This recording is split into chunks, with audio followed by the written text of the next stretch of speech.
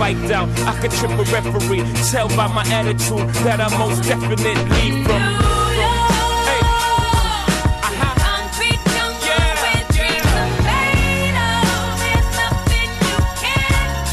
And hello, everybody. Hello, hello. It's This Week in Startups. We're trying to get a couple of episodes in because in 2 weeks we're going to have our 50th episode. This is our 48th episode, and we're doing a 1-hour Ask Jason. At 2 o'clock, we were going to have This Week in Venture Capital with Mark Suster. And then at 3 o'clock, This Week in Cloud Computing, you've got your whole bank of shows. Lots of This Week In, interestingly, for you to consume today. Anything is on the table today. You can ask me any question. I don't care how controversial it is. I don't know. I don't care if I'm supposed to answer it or not. I will answer it. So we have our first caller who's on the line, and his name is Fan Bai. Let's take his call. I can hear that, by the way. Okay, Fan Bai, you're on the line. Hi, Jason. How you doing? I'm great. You're calling from the 781. Are you not entertained? Entertained? How do you mean? It's a Gladiator quote. Are you not entertained? Is that not why you are here? I am very entertained. I am calling from the 781, which is actually being routed. I'm actually calling from Shanghai. I think I'm your first Shanghai caller. You are the first Shanghai caller, and I haven't been to Shanghai in a little while, but do you get the crab dumplings there, the crab ovary dumplings with the straw? Yes, that's actually pretty new. So you must have been here in the last few years. Yeah. That hasn't been around forever. But I love the soup dumplings. Yeah, they're very good. If you go to Shanghai, get the soup dumplings. That's my piece of advice. So you have a question. Let's hear it. Sure. So Jason, you clearly have a talent for marketing and getting reach. In 2008, actually, you wrote an email newsletter about crushing PR and all the associated lessons there. Yep. But if you had to come up with a formula for broader marketing, what would it look like, and what's the thought process behind it? I think in today's world where you have people talking to each other about products and services so fluidly, whether it's Twitter, Facebook, their blogs, etc., the best marketing is making a good product. And if you're not getting a social uptick, it is most likely a problem with your product. If a product is truly great, I believe it will get some amount of a lift. There are things to catalyze that lift. There are things to jumpstart it.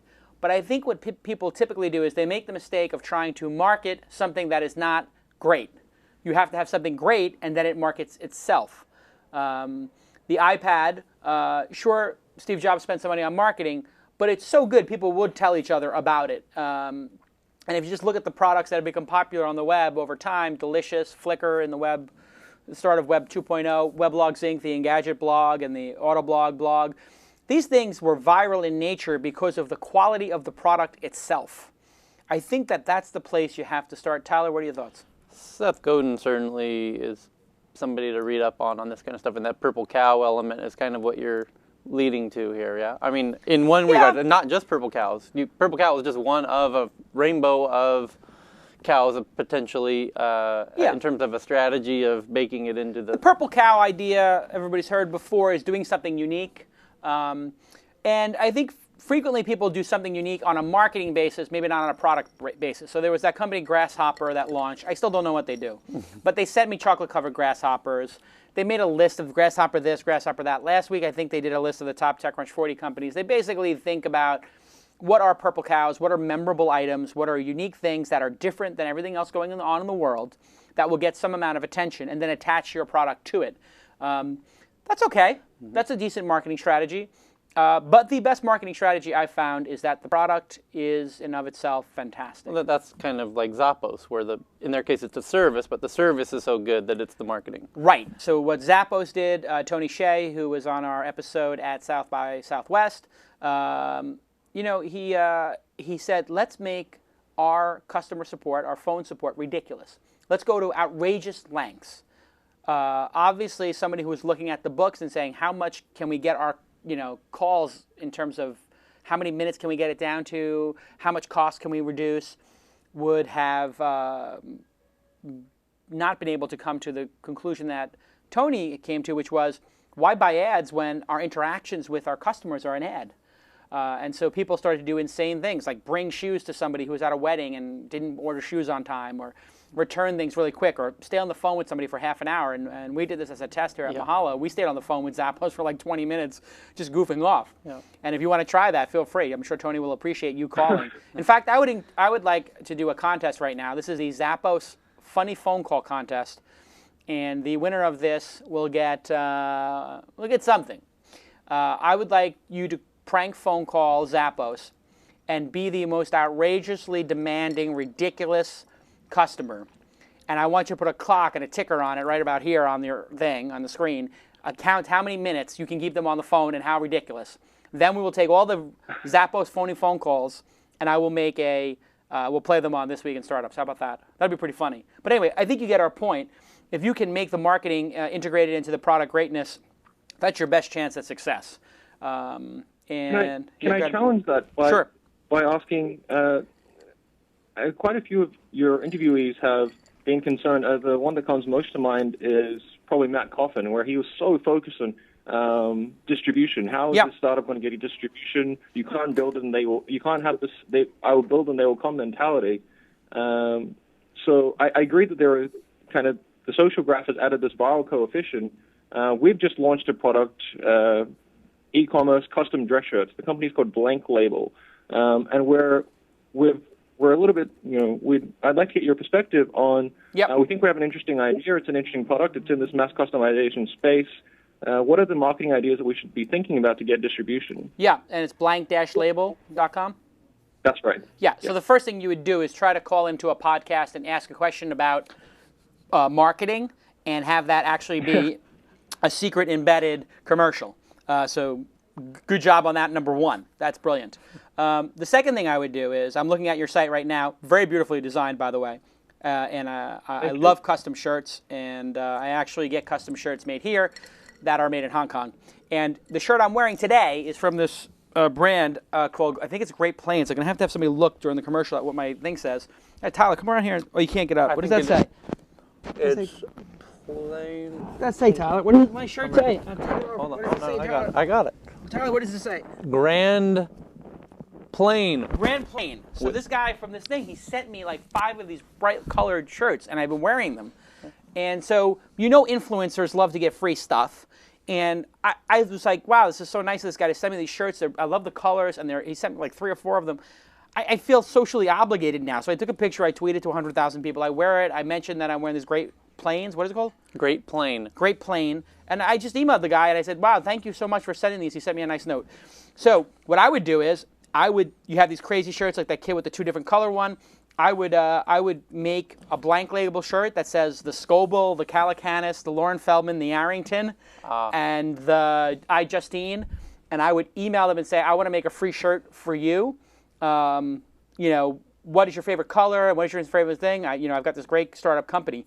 And if all you have to do is get 1 out of 5 to say it, and you could say, like, here's the one I made for Mark Cuban, here's the one I made for iJustine, and make these funky, crazy shirts, and it'll cost you $45 a pop or whatever, $100 a pop when you ship them, whatever it is. But for, I don't know, $3,000, you could hit 30 of these social media people and maybe get something going. Yeah. It's great. That's a great idea. That's what I'm talking about, the social thing. So, and then in terms of distribution, if you have some idea that is good, you will find distribution. So what distribution and marketing are really 2 different things. Marketing is, how do I spread my message and get people to fall in love with it? And distribution is, how do I move product? How do I get somebody else's audience and put my product in front of them? And usually when you're doing marketing, the costs are different than when you're doing distribution. Distribution, you usually have to do some revenue sharing and help somebody else make money. And then in marketing, it's a little bit more PR, social media marketing. These things are a little bit more art. Doing a distribution deal is strictly business. So a biz dev person, non-creative person can do a distribution deal, and a creative person can do a marketing deal. Blank Label, pretty sweet idea. And maybe you can find somebody who has a very hip group of people who are their customers already, who you do not interfere with. one of the best things I saw for a clothing company, Tyler and I were on a flight on Virgin America, and one of the flight attendants was in Banana Republic. Right. She walks up and down the aisle and says, I'm giving away 20 pairs of Banana Republic glasses to people who have the funniest things to say in chat, in the chat room, and I wound up winning. Tyler didn't win. It wasn't a contest. Well, it was, but it's not like there's winners and losers, even though there are winners and losers. No. Let me explain. The armrest on the Virgin flights is where your chat client is. And yours was broken. No, and the guy next to me had his arm. So It's a convenient excuse. Yeah, I couldn't get started. I know, but all I know is that she came to me and gave me a pair of glasses, even though I didn't even put anything in the chat room. That's a whole separate story. The point is, they took the Virgin people who are a certain demographic and they partnered with them. I'm sure they paid their way on there, but you may not have the money to do a distribution deal. But maybe there's, I see you have, you've been getting mad props. That's really good that you got Trend Hunting and Luxist, which is a brand I created. Thank you very much. Forbes and the other people to do it. Maybe doing the Forbes shirt collection, powered by, could be really interesting. But I think you're onto something. It's a great idea. Distribution's a business, totally separate question. But the uniqueness of your product, maybe you could do design the ugliest shirt contest, and put it on Gawker or something, But very cool stuff. Thank you so much. And final comment, Tyler Crowley, he's awesome. He's the man. Yep. You guys are, yes. Yes. I love Twist. Okay, and we love you. I'll talk to you soon. Thank you. Bye. Okay, so Success, that's the first caller. He did a good job, and I love how people put these ads in there. We have 262 people watching. Wow, people like it. Can we get a caller? We have, I see Pat on hold, but can I get a caller from the chat room? Because I'd like to go one on the list and then one from the chat room if we can. Do we have another person from the chat room yet? You can just say yes or no, I'll hear you. Do we have a chat room person lined up? No. Okay, so why don't we get a chat room person lined up? And I guess, where can I read the questions that are coming in? Because it's going by so fast on the tweet stream. For the people in the chat room, yes. If what you need to do is private message the person, the moderator, which is this week. This week is the moderator, right? You click on that little person thing. And let them know your Skype name, and then they will get you in. And also let them know what your question is, and then they will Skype you if you have a good question. So Domain Noob has a question here. Did Jason have to buy the domain this week in? If so, can he tell us what he paid? It's a great question. Obviously, there's a big controversy this week about Leo Laporte had some comments to say about our use of This Week In. Obviously, Leo's a friend of mine. I feel bad that he has changed positions on, being supportive of me using the name and now not. Somebody emailed me the transcript of when we talked about it. It was very clear what we were going to do. I think that he will come around. I'm not trying to infringe on his territory, obviously. The name was available. I talked to the guy who was selling it. I can't remember. I think I paid $18,000 or $20,000 for it, something in that range. And then I've spent about $100,000 building out This Week In as a company with the studio and the staff and everything. So I'm about 120 in the hole. I think maybe 150 building this out. And my goal is not to compete with Leo, but I think there are going to be 300 or 400 This Week In shows. Everybody's using the name. I think somebody has to own thisweekin.com. I went to Leo and I said, Leo, would you like me to buy this and then give it to you? And he said, I have no interest. I said, do you mind if I use it for This Week in Startups and making a directory of all these other This Week In shows? And I want to start a couple different shows. And I will clear with you the shows I do so that I don't step on your toes. And he was like, sure, go do it. And if you go to calacanis.com, you'll see the transcript of us talking about it on the air. We talked about it on the air, I think, 3 or 4 times. So anyway, I feel bad. Maybe I did move too fast in launching so many of these. But I tend to move fast and try a lot of things. That's my style. Leo's style is a little bit more, maybe slower, and he maybe makes higher quality content out of the gate. Maybe I have the content suffer a little bit to try different things and experiment. But he's not, I think that we'll do well together. And I think that every time we educate an advertiser on our network, it's an advertiser who gets educated on his network. And I told him I would not launch anything that he wants to launch. So if he has something on his roadmap, we would not launch it. And if the This Week in iPad show is the big controversy, I'll do a joint venture with him over that. and we could each own half of it, and we could do it together.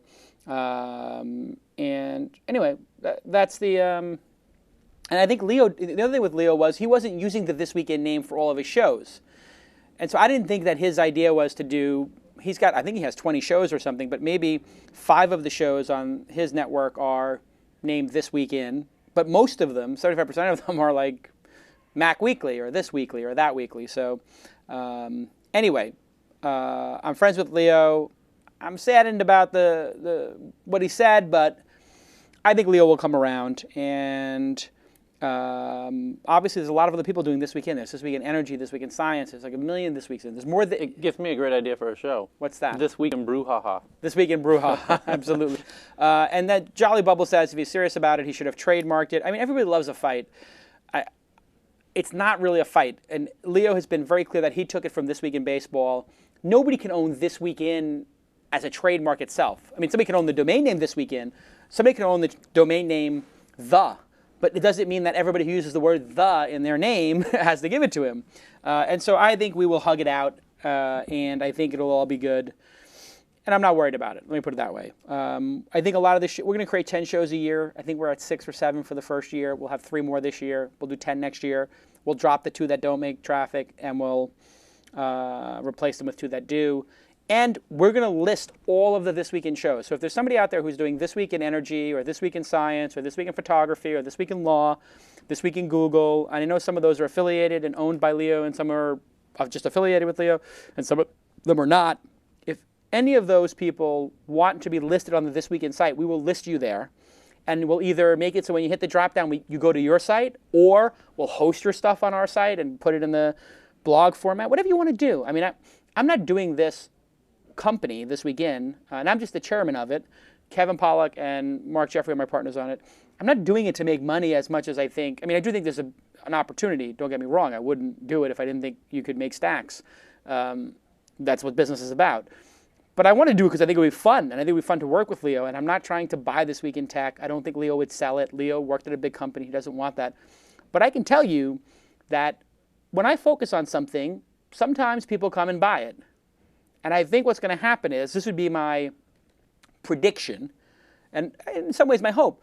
I hope that in 3-4 years, somebody looks at our 30 shows and says, wow, we should buy that, and then looks at Leo's 20 shows or 30 shows or 40 shows, whatever he winds up having, and says, wow, we should buy that, and Leo gets a huge exit, and Leo makes tens of millions of dollars and is able to buy an island and a helicopter, or whatever he wants to do, or not, or just runs a great lifestyle business. So anyway, that's all I can say about that subject. I mean, it's getting kind of old. I'm going to stop tweeting about it. I'm going to stop blogging about it. And if I'm not on This Week in Tech, c'est la vie. It happens. I certainly don't want to cause anybody any harm. So, I also think Leo should be glad that I got the domain and not somebody else. I mean, I'm his friend. I will do the right thing by him. Imagine if somebody who wasn't his friend got the domain name, you know? And I think that's why he can afford to buy it. I mean, if he didn't want me to have it and start building it out, he could have bought it himself. And I told him, I'll buy it secretly and give it to you. Because I knew that the person who was going to sell it would ask for $100,000 from him and might only ask for $20,000 from me. I like this in the context of startup drama, because this happens in startups. Yes. But this is the show This Week in Startups, where we have to be out of here at 1:50, right, for the next show? 1:59. And it's 1:30. Okay, let's take another call. We've got through one call. So 2 calls. Well, somebody asked that question in the chat room. Oh, okay. So it does count as a Okay, call. Let's that's a take call. Pat. Okay, let's take Pat. And okay. So when you guys are ready with Pat, here we go. Whoop. It just blinked and then it went away. One more time, guys.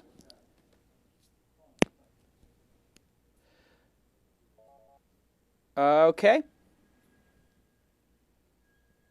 Interesting. Every time it comes in, it just makes a little quick blip and then goes away. So I'll take another call from the, all right, here we go, 10 at 1, and it just went away. So guys, it's just going straight to voicemail, and oh my God, Leo is doing This Week in Google right now, somebody is saying. So let me take another question from the chat room while these guys get the technical issues worked out. Do we have another question from the chat room? Let's see. This Week in Theft by Jason Calacanis. What is a good VC angel firm for a medical device startup? I don't know. I'm not in that space. So if you are looking for a medical device startup, the place I would look at the people who have invested in previous medical device companies and work backwards. But I don't think angels do medical device companies too much. They certainly have pharmaceutical angels. There's video game angels, and they have different deal structures. I was talking with a game developer last night. He was explaining how they go about raising money for their video games. It's more like a movie than a startup. Yeah, it's like a bond or something. It's weird. Yeah, very weird financing. So here's another question. I have a prototype for a TV web hybrid. I don't know any TV executives or investors. What should I do? And that, I think, is you are not going to be able to do much. A lot of people have made prototypes for interactive TV. Interactive TV is going to happen on like set-top boxes in general or on a web page. And you're going to, just because you think you can design it, you're not really providing too much value. And if you look at DirecTV, as much value as TiVo had, they still kicked it out and used their own PVR. So they're not going to give up that space. I would try to do something different. There's an interesting one about the group buy phenomenon. Is there still room left to innovate in group purchasing? Oh, group purchasing. That's a good question, too. I guess you're talking about Groupon. Right. And there seem to be hundreds of these now sample sale Woot-like sites. Right. I don't know that there is not innovation in that space left to happen, but I do think that the people who will get the number 1, 2, and 3 slot are being quickly defined because the VCs have put a ton of money into them, and even if they're not the most innovative, they will have the most capital to put to work, and they will wind up winning. So if you're okay with doing something maybe smaller and being number 7, 8, 9, 10, number 50, sure, do it. But I would pick something niche and something where nobody else is performing. Right. Just food or just clothes or just a city. Like I'm doing strictly the west side of Los Angeles. Is I'm doing that something Chicago. that a bigger company like a Google could get into and leverage, all of that mojo they have, where Google could go to like Toyota and say, what if we could move 100,000 cars for you? I think that those conversations actually probably occur with the sales department saying, what if we can deliver you X number of qualified leads from Google AdSense already? But Google is never going to shill their homepage. However, it would be a brilliant move for someone like a Yahoo to take the Groupon thing and put it on their homepage. And if they said, there's 1,000 of these objects today being sold in a clearance, this is like the Yahoo deal of the day, they could move 10,000 of something or 1,000, and that would really, really be a great idea. It's not a bad idea for a company like Yahoo that's got serious problems. Right. So yeah, I could see an AOL doing it or whatever. I mean, they have the distribution, they have the audience. It's a brilliant idea. I don't think that you should go to work at Yahoo. I hear they're hiring. All right, let's take another call. Here's a good question. Will This Week In partner with indie producers? We will get you on that one. Hello, Pat. Pat, are you there? Yes. Okay, Pat. You are calling from the +61 433, whatever that is. Where are you, and what is your question? Well, hello, Jason. Hello, Tyler. I'm calling from Australia. Actually, Canberra, Australia, so the capital, southeastern Australia. My question is, my mate and I, we run a small web development business, and we've been doing this for about 3 years now. And we've gotten to the point where we, I guess you could say, are looking to move on. And we're trying to value the business to get, a saleable price. Because we've been talking to some larger web development companies, and it seems like there could be some interest in our client base. And I guess, how does one go about valuing their saleable price for a business? Yeah, so there are bankers in every space, known as wankers in London. And these bankers can very easily look at the last 5 or 10 transactions that have occurred. They have access to that data and tell you what percentage of EBITDA or top-line revenue or reoccurring revenue people got for those buyouts. Now, when people buy one of these firms, they're typically buying not only the client relationships, but they're also buying the talent. And so that is going to impact the price as well, whether you guys want to stay or not. And a lot of times when you get a buyout in a service-based business, they will say, we'll buy this for 2 times revenue, 5 times earnings. However, you have to be here for the earnout, and we need you to be here for 3 years. So it actually turns out to not be worth doing. In some cases, maybe it's better to hire somebody as a general manager of the firm and continue to make the profit. And then if you ever want to go back to it, you can. Because the amount of work it takes to sell one of those service-based businesses is hard. I've had friends who have sold them, and it's oh my God, I got a $10 million price on this service business because we make $2 million in profits a year. And then it's year 3 and they still haven't made it, and it's a bad year, and they're earning, and they have to fight to get their earnout. It's really hard. If you can get all of the money up front and walk away totally, maybe it's a good call. But generally, it's hard. And another possibility for you to do is to keep the service business going, and build your other business while the service business is going. So a lot of people, in fact, Gowalla, which I'm an investor in, the Foursquare competitor, and they're doing a great job. That was a service business, and they were making millions of dollars a year from what I understand. They built Gowalla like one summer for fun. It got traction. They raised a ton of money, and now they basically just stopped taking clients and wound that business down. Sure. So that's what I would do if I was you. Is your next business are you going to do a next business with your partners? Well, there's two aspects to that. One is we definitely want to start looking at building our own products because we've always had the ideas but no time, and so that's where that decision. But also, the two of us are, I guess, as you say, Gen Y, both 25, 26 years old, and we're looking to get some further experience in our, areas of expertise. Myself, I'm a mechatronic engineer, and my business partner, Chris, he's a web developer and digital artist, and we'd like to get a bit more experience in those fields for a year or two before we come back and maybe go it again for the second round. I guess I just had one addition to the question is, I know you've mentioned in previous episodes that goodwill is diddly squat, but in the instance where you have been talking, we've got one large client, a large organisation, who we started talks with about a preferred supplier agreement, and they approached us to take that up. We've since not taken that up because we're looking to move on to do the right thing by them. But given that relationship exists, does that now make our goodwill worth something in any sale? It might. I mean, you have companies that have like Razorfish back in the day that have some brand recognition. So you can say there's some goodwill for the name, that might get you some meetings. It depends on if somebody needs to get a foothold in your geographic location. And so you're only going to know that by talking to people and saying, do you need to have a foothold in this geographic location? And so this is where a banker can actually provide value. And there are probably small banks in Australia that will do this. And you can just look at other people who have been bought, call the CEOs, tell them the situation you're in. They'll have good advice. Just tell them you want to buy them a beer or something, or buy them a coffee. And I find entrepreneurs tend to help each other. You can just go talk to a banker and just lay out what we've discussed.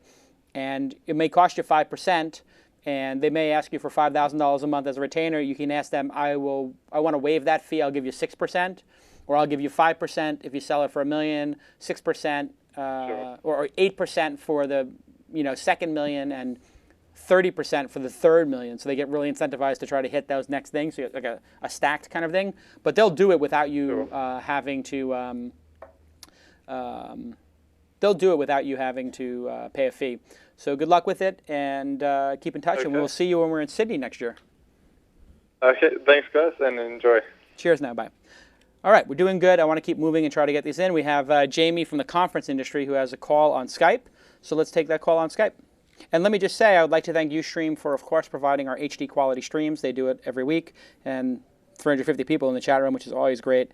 DNA Mail, everybody loves DNA Mail. Why would you host your own mail? That is insane. Only an insane company would do that.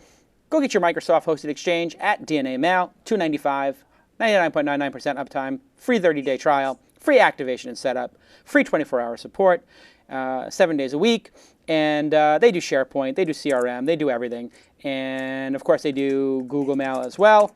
And what a great company. They do all their customer support here in the United States, which does mean something. You're going to get somebody on the phone who's going to really do a great job for you.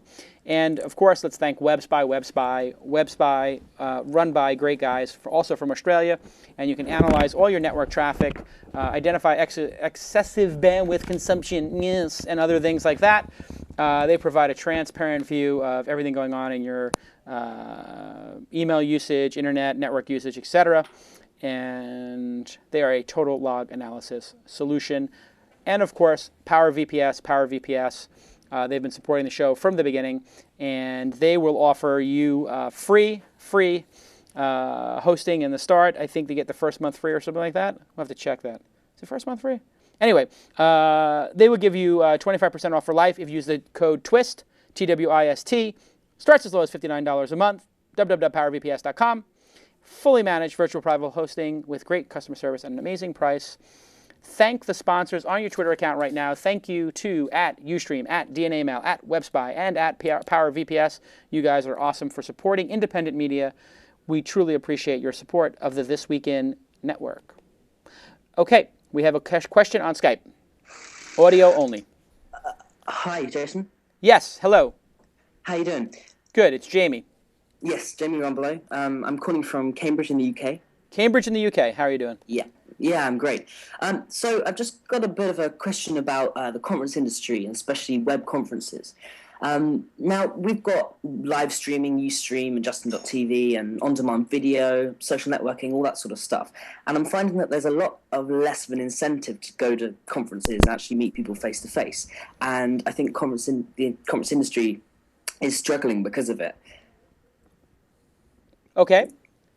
Now, there are a couple of companies like Carsonify, for instance, that do solely events, and that's how they survive. And I'm just interested in what your thoughts are on how the whole conference industry is going and where it's going to be. Sure. I've obviously produced conferences for a long time. I produced my first conference in 1996. I think it was called Meet the Alley in New York City, and I've been doing them ever since. TechCrunch 50. Obviously, I brought that idea to Mike Arrington. We did it successfully for 3 years.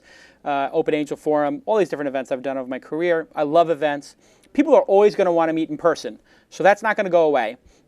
Some things have made that difficult after 9/11. People thought that it would go away. It didn't. After the financial crisis, people thought it would go away. It hasn't.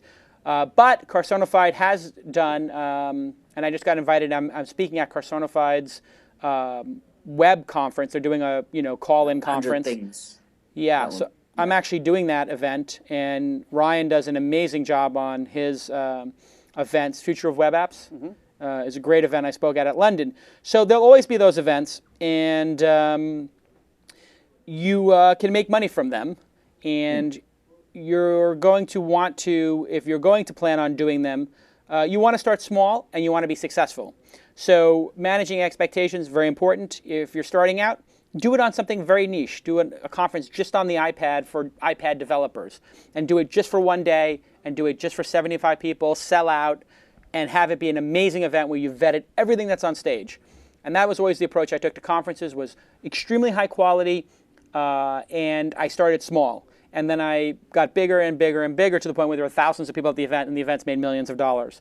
But you want to start small, and you want to really focus on quality, and remember that your responsibility is making sure that the people who are on stage do an amazing job presenting to the people in the audience, and that people in the audience get value for their dollar. It's sort of like that Gordon Ramsay talks about with food. It's like, if they're coming to your event, they need to get a value. If they're spending $500 or $1,000, it's your responsibility to get them value, and not just to do 5 panels, invite 8 people to each panel, and see what happens. You should actually do presenters who present for 15, 20 minutes and give an excellent presentation that you have pre-vetted and that Tyler has watched.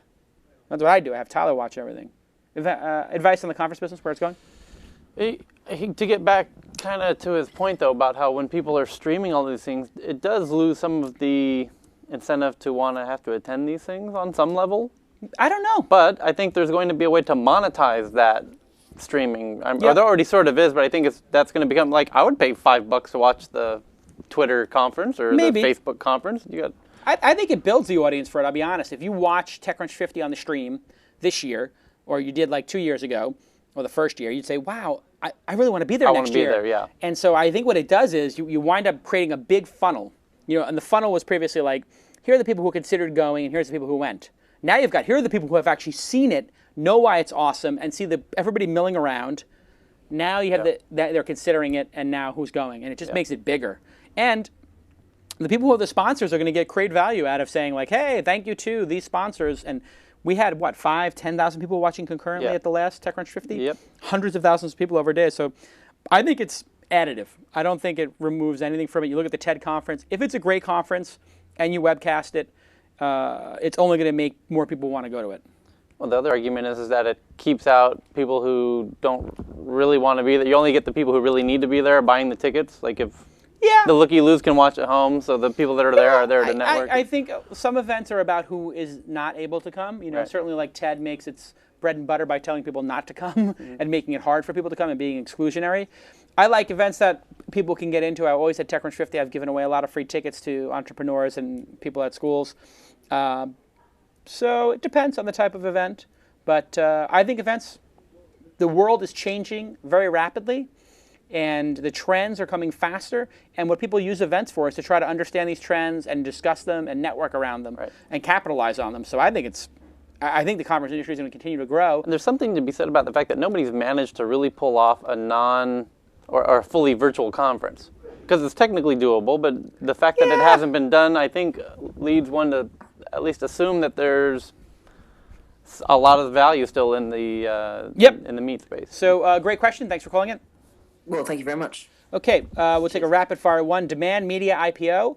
Domain Noob asks, just Demand Media IPO. Yes, I saw Richard Rosenblatt. He had front row seats at the Lakers game last night, next to Jim Wyatt, the head of William Morris Agency. However, he was not hanging out with Phil Jackson afterwards, like I was. So he may have had first row and had fourth row, but that does show you, like as you get to the first row of the Lakers game, that's how close you are to the IPO. So I think if we're row 4, that means we're about 5 rows from our IPO. I'm just kidding. But it was funny to see him there last night. And afterwards, it was very cool. I got invited to go, back to where the locker room area is, under the Staples Center. I've never been down there. And then a friend who knows Phil Jackson was like, oh, Phil Jackson, Jason Calacanis. And Phil said, oh, yeah, let's sit and have a drink. And we hung out for half an hour talking about life and basketball and the Knicks from the 70s. It was crazy. Jason, what kind of startup would you launch if you were starting from zero today? And that is from JTH213. Oof, I have so many startups I want to start, and that's why I've decided to angel invest. I have ideas around angel investing that I would like to pursue. But I'm going to leave it at that. I think that there are the financing of things like Kickstarter and Indiegogo, like those two companies that are funding things. I think there is something there, and I might have something to contribute. I'm sure they'll be glad to hear that, being that they didn't get to the final round of the OAF and they were really. I don't think competitive with those. I mean, Kickstarter is for people doing albums, and Indiegogo is for independent projects. I'm talking about more, how do startups get funded? No, I mean, I think they'll be glad to hear that you really liked what they were doing. I like considering they got. The thing is, I can't do anything more. I started this weekend as a company. I got a CEO for that, Mark Jeffrey. I started Open Angel Forum with you, Tyler, and we got Jason Crude as the general manager of that. I just pushed those two things off my plate. I'm going to be a figurehead at those companies. I'll attend 5 of the 30 events a year for Open Angel Forum, and I will do my show, which I've been doing for this weekend. But I got to be focused on Mahalo. That's going to be 90% of my effort, and then the other 10% can be angel investing in other things. I think we have Dan on hold. Yeah, let's take Dan. We are plowing through calls. Dan, what's your question? Hey, is this Jason? This is Jason. What's your question? Wow, bad connection. Hello? Yes, Dan, question. Hey, how's it going? Good. Should I fire away with my question? Fire away. Fire away. Okay, so a paragraph of background would be that I dropped out of college senior year to go full-time with my current project, and this venture is entirely bootstrapped. It's doing well and moving toward replacing me as manager with possibility of acquisition. And so if I find myself with no degree but a definite success in terms of a successful exit under my belt, am I wise to finish my bachelor's, at a not so prestigious school, or even go on to get an MBA somewhere more prestigious? Or is one successful startup enough of a resume to easily raise venture money for a next project? Yes. So if you have had one successful exit, there is no reason to go back to school. There is no reason to get your MBA. You are now in an elite group of people who can raise funding forever in general. If people see that you've sold something, you have set yourself apart. I can tell you clearly that after I sold Weblogs Inc., it was as if I grew 3 feet and I gained 100 IQ points and I became 50% better looking. Excellent. People treated me absolutely completely different because I had sold the company for a lot of money. That is unfair, but it is the state of affairs. And so that is why I always encourage entrepreneurs who have the opportunity to sell for some amount of money, that is millions or tens or hundreds of millions of dollars, to do it as quickly as possible and then go to another project, because then you can get more resources and do that project bigger. I'm a big fan of iterating, taking money off the table, and doing the next idea, the next idea, the next idea. Unless your idea happens to be so fantastic that you think you're never going to have another better idea, which has happened to people in life. I don't think Weblogs Inc. was my best idea ever. I think Mahalo is probably my best idea ever. That's why I'm continuing to pursue it. But if you're Zuckerberg and you get Facebook and you say, you know what, this is the best idea ever, sure, stick with it. But going to school, if you're an entrepreneur, gosh, if I could do it over again, I would have totally skipped college and just become an entrepreneur. I think it was a total waste of time, or 80% waste of time. I don't think you're, and if my daughter, comes to me after a year of college and says, you know what, I want to just be an entrepreneur, I'd be like, let's do it. Great. I'll be your seed investor. Let's build a company together. School is for suckers. Go start another company. Congratulations on your exit. Take your money and go on to the next thing. On to the next one. On to the next one. Cool deal. Cheers. Thanks. All right. Are you not entertained? Is this not why you are here?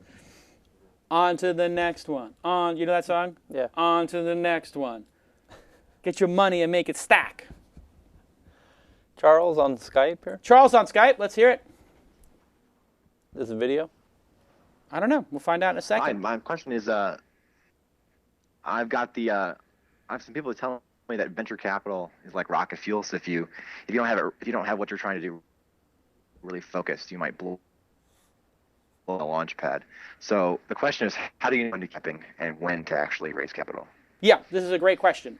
Just in case people didn't hear it properly, raising venture capital is like putting fuel in a rocket. You have a chance of making it to space and getting to orbit, or blowing up and dying in a fiery death, igniting the launch pad, spiraling out of control, and it can be horrific. And that is the truth, actually. However, the real cost is not somebody's life. It's a couple of $1 million in venture capital, which the venture capital firms have assumed that a certain percentage of the money that they invest is going to get burned at the launch pad. It's just the nature of the beast. They launch 5 rockets expecting one to make it to orbit. If you're one of the 4, at least you tried to lift off your rocket. So I wouldn't worry about the venture capitalist money too much. I mean, you should have a healthy respect for it, but as long as you do something really good and you try, they're not going to be mad at you. Now, should you use venture capital, and what point should you, put that fuel in the engine? If you've got experience, if you've got a great team, if you're in a great market, if you've got product traction, these are good reasons to maybe hit the gas. If you don't have your team assembled, if you don't have a product that you feel is good and that people are responding well to, if you don't have some revenue coming in perhaps, or an idea of where the revenue will come from eventually, you might want to wait until you have the right team, the right product in the right market before you hit the gas. And with Mahalo, as an example, I knew I could build the right team. I got some people early on. I knew I was in the right market, knowledge sharing, Q&A, search, Wikipedia, About, Yahoo Answers, Google. These are all great companies. I'm in the right market. And I knew that people were responding to these kind of services. I had seen services out there that were getting traction. So I knew the stars were kind of aligned. If I started deploying some capital, I would figure it out. And of course, lo and behold, we're over 10 million uniques and we're the number 200 site. And we are figuring it out 3 years later. And it does take 3, 4, 5 years. And Mahalo will be a top 100 site next year, and we'll be a top 50 site the year after. In 5 years, we'll have built one of the top 50 sites with the help of venture capital. my second company, Weblogs Inc., we used a little angel investing money from Mark Cuban. Thank you very much. Go Mavs. I think Mavs are going to the final versus the Cavs. Mavs versus Cavs. In that case, we deployed a little bit of capital because actually we didn't know how big blogs would get. In hindsight, yeah, it got big, but actually that business would not have been a good venture-backed business, I don't think. So let's take our final caller. The fake Dvorak. Nah. There's somebody in there who's the fake Dvorak. Nah, my hollow shucks. Nah. Okay, here we go. Final call. Hello, our final caller, Andrew.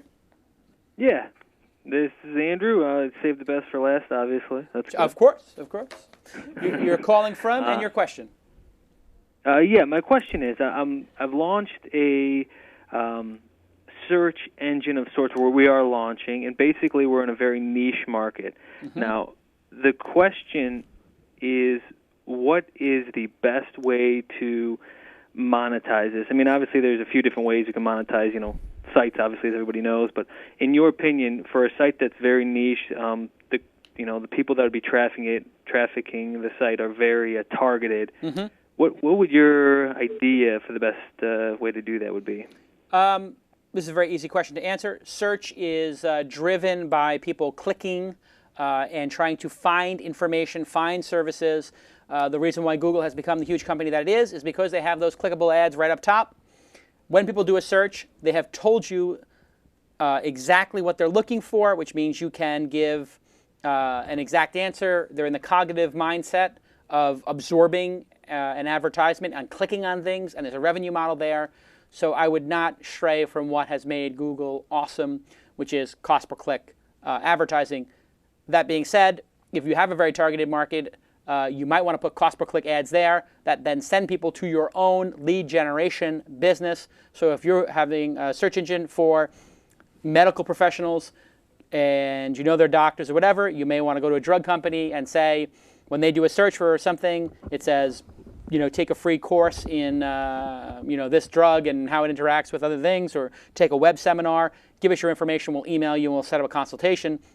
That kind of stuff is fantastic for making money because then you're not just paying per click 25 cents or 50 cents. You're saying, I'm going to give you a lead, a solid lead that you can follow up with for $1, $2, $3, $4. And people love that lead gen. So look up lead gen, and that's the way I would go. Alrighty. You don't think that it's getting kind of billboardy? People are starting to kind of ignore the ads on top of Google and stuff? No, actually, they look at the ads as content. So when you're on a mission and you type in, Toyota Prius Santa Monica, you're looking for the Santa Monica dealership, and if they put a link up there, you'll click it. The other day, I was searching for Google Chrome to download it for Mac, and I actually clicked on the ad. I've been using the web since, before there were images, and I, like an idiot, clicked on the ad instead of Google Chrome, which was the link below it. I just wasn't paying attention, and I realized, I clicked on an ad. I just cost Google 25 cents that they got to charge themselves. I don't know how they do that, but no, it works for a reason, and there might be the 5% like domain noob or whatever who use ad block, but there's the other 20% of the people on the web who just click everything, and then there's the other 70% or whatever in the middle, 75% in the middle who may or may not click or click not that often, but you will bring in the dough with just that 20% who are hyper clickers. Okay. Good luck with it. Thanks. Okay. I think we've done a successful job. This has been an awesome episode. Thank you, Tyler. Got it up to 500, just in time for this week. Well, we're going to start this week in Venture Capital with Mark Suster. You going to sit in for that?